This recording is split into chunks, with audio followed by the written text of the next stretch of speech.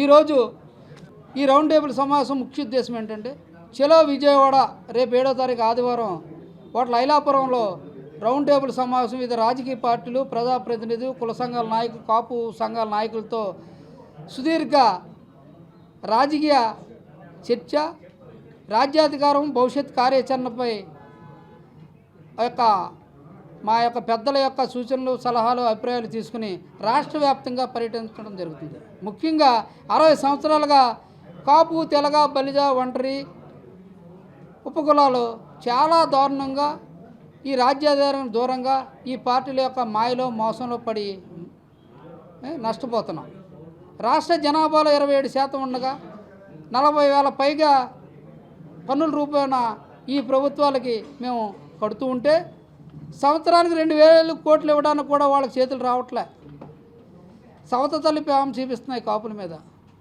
కాపులను రాజ్యాధికారంగా దూరం చేస్తూ కాపులకి ఏదో చేస్తామని అక్షంతల్లా జల్లినట్టు సంక్షేమ పథకాలు కూడా జల్లట్లేదు. మేము ఆందోళన చేసినా, ధర్నాలు చేసినా మా యొక్క చిరకాల వంచ రిజర్వేషన్, బీసీలకు నష్టం లేకుండా రిజర్వేషన్ కల్పించమంటే తూతూ మంత్రంగా గత ప్రభుత్వాలు అన్యాయం చేసినాయి. ఈ ప్రభుత్వం 5% రిజర్వేషన్ ఇవ్వడానికి కూడా వాళ్ళకి దయ కలగట్లేదు. ఈరోజు రాష్ట్రంలో కాపులు రాజ్యాధికారం కోసం చూస్తున్నారు. ఈ పార్టీలు రాజ్యాధికారం ఇవ్వకపోగా రాయితీలు కూడా ఇవ్వడానికి ముందుకు రావట్లేదు.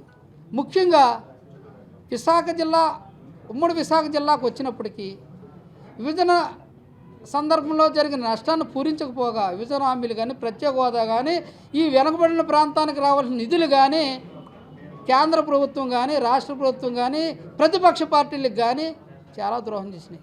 ఈ రాష్ట్రంలో ముఖ్యంగా విశాఖ స్టీల్ ప్లాంట్ను కూడా తరలించుకుపోవాలని ఈ బడుగు బలహీన వర్గాల యొక్క రిజర్వేషన్ కొట్టేయాలని చూస్తున్నారు. వాళ్ళ ఉపాధి కొట్టేయాలని చూస్తున్నారు.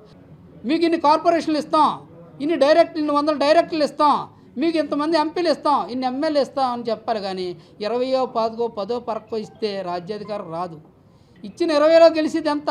ఎప్పుడు రాజ్యాధికారం? అందుకే కాపులు ఈ నెలాఖరు వరకు ఈ ప్రభుత్వాలు, ఈ పార్టీల యొక్క కుయుక్తుల్ని, వాళ్ళ యొక్క వ్యూహాలను పసిగట్టి త్వరలో ఒక బలమైన ఫ్రంట్ ఏర్పడుతుంది.